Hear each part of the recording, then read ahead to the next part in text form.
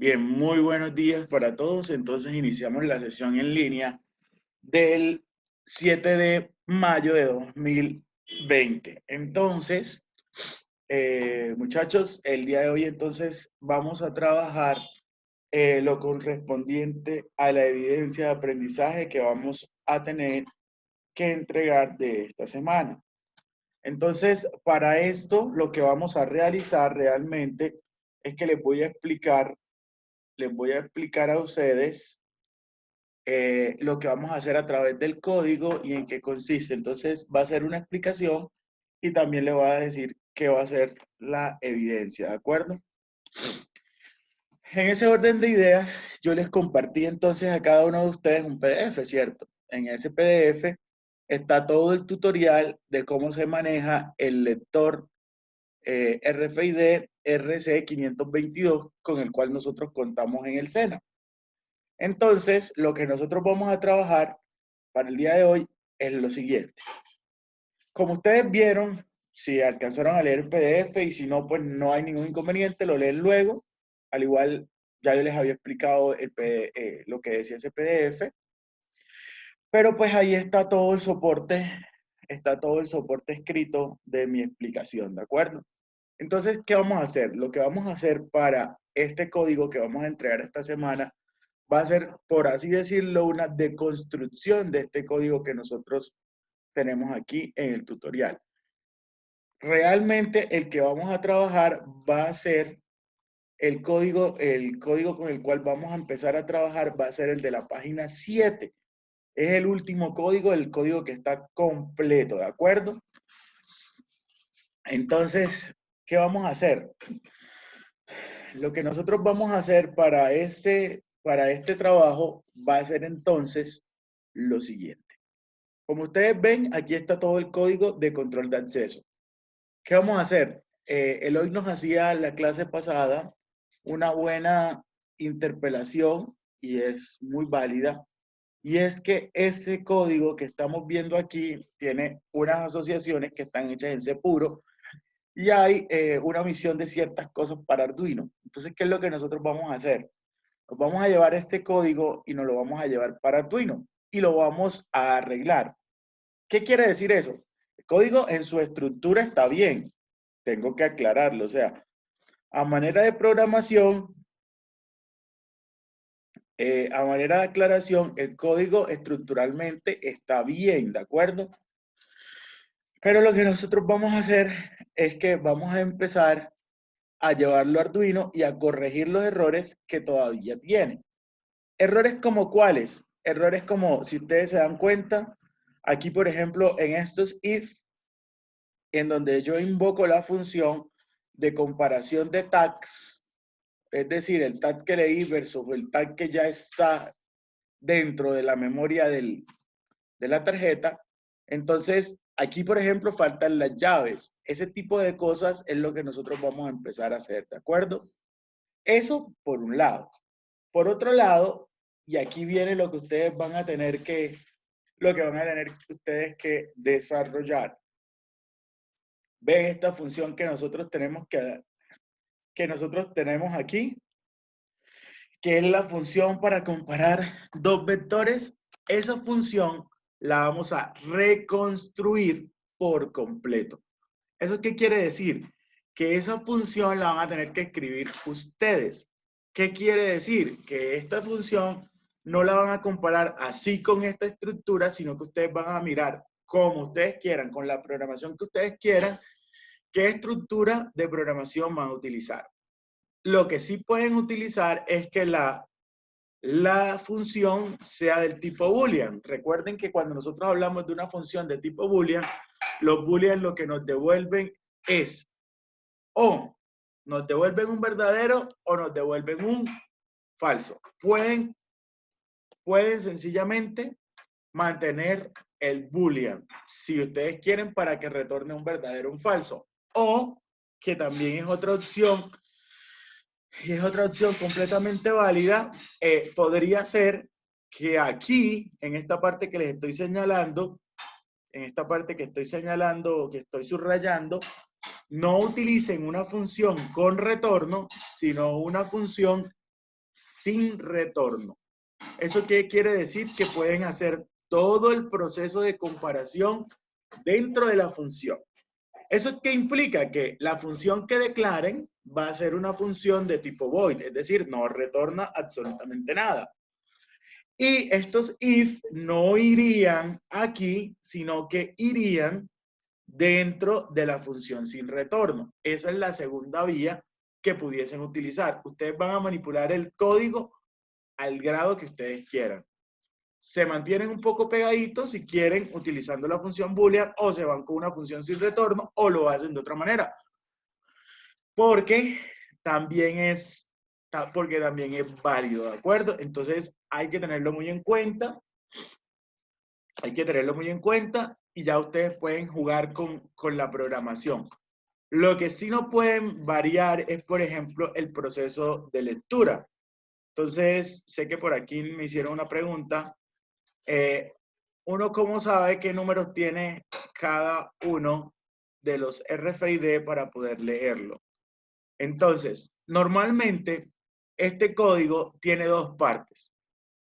Cuando nosotros vamos a hacer este tipo de sistemas, lo primero que yo tengo que hacer es que nosotros tenemos de ejecutar un código antes, el cual nos permita a nosotros leer antes que nada,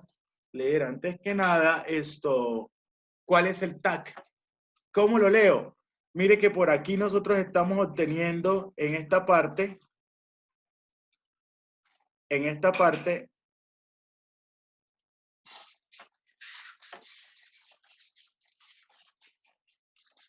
segundo por favor.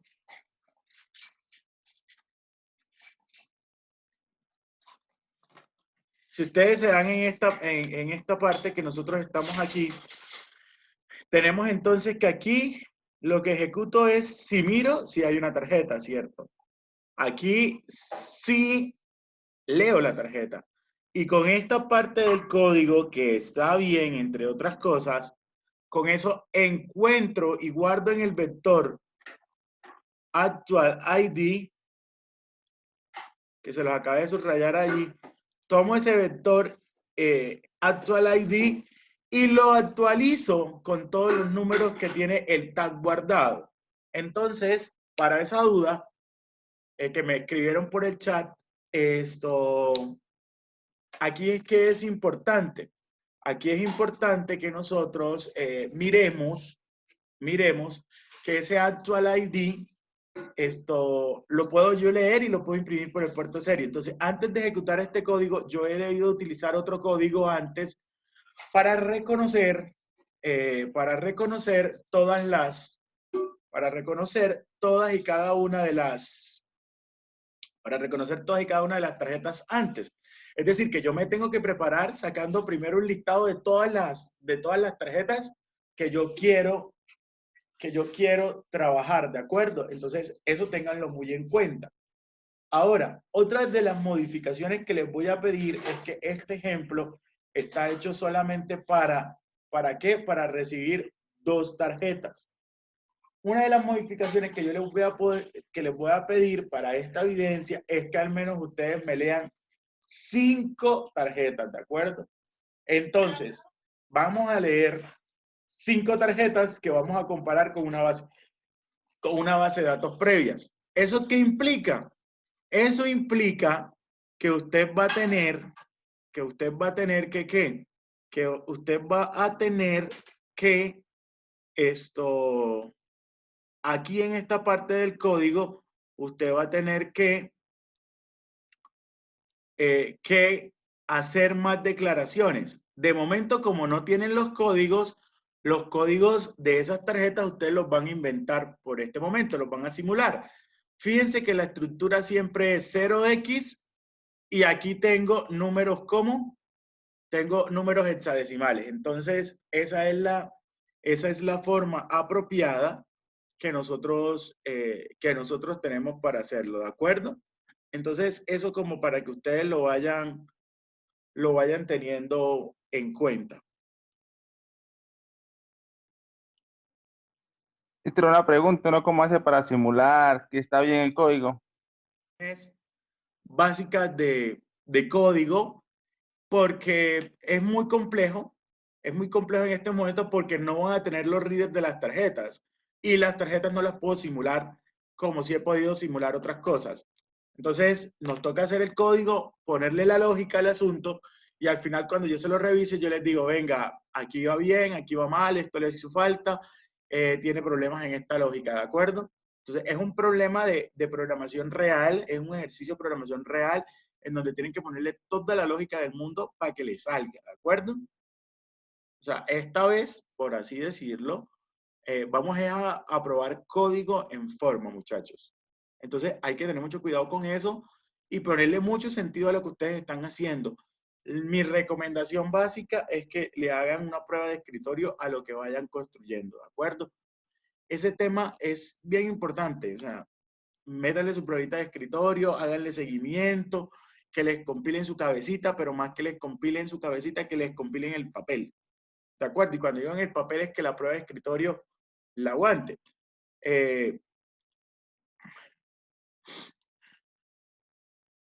¿Cómo así, profe, que la prueba de escritorio? Mire, por ejemplo, aquí dice, si array 1 en la posición 0, entonces yo digo, bueno, array 1 en la posición 0, ¿cuánto vale? Recuerden que como aquí hicieron una función por pase de parámetros, este array 1 era actual UID. Entonces, actual UID es lo que yo leí en la posición 0 es igual a array 2 en la posición, array 2 en la posición 0. Entonces, ¿qué es lo que yo voy a ver? Array 2 en la posición 0 es 0xC1. Entonces, ¿qué va a suceder? Yo puedo llegar a comparar esos dos y veo si hay lógica o no hay lógica. Claramente, ahí ya yo sé que estoy comparando cada posición de vector con cada posición de vector. Entonces, esto para mí está bien. Esto para mí está bien porque estoy mirando si son diferentes. Si yo quiero, también puedo preguntar si son iguales. Entonces, por ejemplo, si pregunto aquí que si son iguales, entonces ya quitaría el símbolo de admiración, ¿cierto? Y pondría dos iguales. Entonces, lo que me estaría preguntando, si array en la posición, si array 1 en la posición 0 es igual a array 2 en la posición 0. Pregunta, ¿ahí qué tendría que retornarme? ¿Verdadero o falso? Verdadero. Verdadero, ¿cierto? Entonces, ¿cuál sería la corrección que yo debería de hacer allí? Uno, que hacen falta los ¿qué? Uno, que hacen falta los paréntesis, los corchetes, ¿cierto? Corchetes. Entonces, Profe, señor. una pregunta. Esas C y esas letras del abecedario, ¿qué significa? ¿Cuáles letras? En la parte de arriba. ¿Qué cosa? ¿Eso? No, eso que 4D, 5D, 5C, que ¿Ven, ya ya, no dieron digitales? sí. Ok, Señor, no. son hexadecimales, creo. Sí, ¿Sí? son letras, son Son hexadecimales. hexadecimales. Cuando nosotros hablamos de sistemas de numeración, ¿cierto? En los sistemas de numeración existen varios tipos. ¿Cuáles son? El decimal, el binario, ¿cierto? El octal, el hexadecimal, ¿cierto? Esos son como los 4 que más nosotros utilizamos. Entonces, ¿qué sucede? Una de esas variaciones, o mejor dicho, para lo que se utiliza el sistema hexadecimal, es para cuando nosotros tenemos posiciones de memoria. Recuerde que cuando yo digo 0x4d, esto hace referencia a una posición de memoria o a un número muy grande. Entonces, mire, yo voy a abrir la calculadora aquí en línea.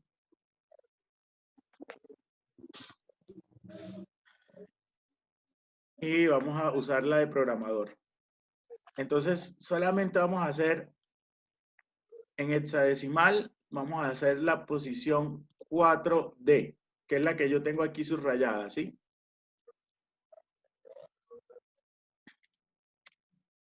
4D. Fíjense que en hexadecimal 4D es lo que yo tengo allí, pero si yo lo paso a decimal, fíjense que ahora ya tengo el número 77. ¿Sí ves? Entonces, esto lo que hace es poder reclasificar las posiciones de memoria, porque cuando nosotros tenemos posiciones de memoria, como lo que hacemos nosotros es tener demasiados bits. Recuerden que la unidad básica de conversión o de movimiento de cualquier sistema son los bits, ¿cierto? Entonces, de esos bits yo paso a bytes. Y cuando nosotros estamos hablando de memoria, estamos hablando, imagínense, dependiendo de la capacidad de almacenamiento de ella. Entonces, ¿qué es lo que yo estoy haciendo? Usamos el hexadecimal, ¿por qué? Porque el hexadecimal nos deja representar números más grandes con muchísimas menos, con menos complique. Entonces, por ejemplo, hagamos aquí uno muy sencillo, que lo vamos a ver, sé que yo muy rápido. Mire que si yo hablo de 10 millones o de 1 millón, mire que yo para moverme por 1 millón yo necesito 7 cifras, ¿cierto? En cambio, para hablar de la posición 1 millón, yo solamente necesito F4240, 5 cifras. ¿Y eso qué me permite? Me permite hacer las operaciones de una manera mucho más rápida. Entonces, eso es lo que significa, son valores hexadecimales, ¿de acuerdo? ¿Claro, Eloy? Sí, señor, sí, señor. Bien. Entonces, siguiendo con lo que les decía hace un momento, entonces, aquí en este fragmento de código, ¿qué es lo que hace falta? Entonces, aquí hace falta, por ejemplo, agregar los corchetes, retornar el falso y cerrar, ¿cierto? Entonces, esas modificaciones son las que yo les estoy pidiendo, llevarlo completamente a Arduino y una vez que lo llenen completamente a Arduino, hacer la modificación de la función y agregar 5 tarjetas más. ¿Me explico de lo que vamos a hacer? Instructor, 5 o añadir 3 para completar las 5. Añadir 3 para completar las 5, o sea, 5 en total. Ah, hasta el momento van 3. O sea, al momento llevas 2, necesitas agregar 3 más. Ah, ya. Muy buena acotación, Selvin Jr. Bien, tenemos inquietudes, momento para preguntar. O sea, añadiéndola con los mismos pasos que van ahí. Sí, exactamente, van a seguir los mismos pasos, solamente que si ven que hay un error para Arduino, ustedes lo van corrigiendo.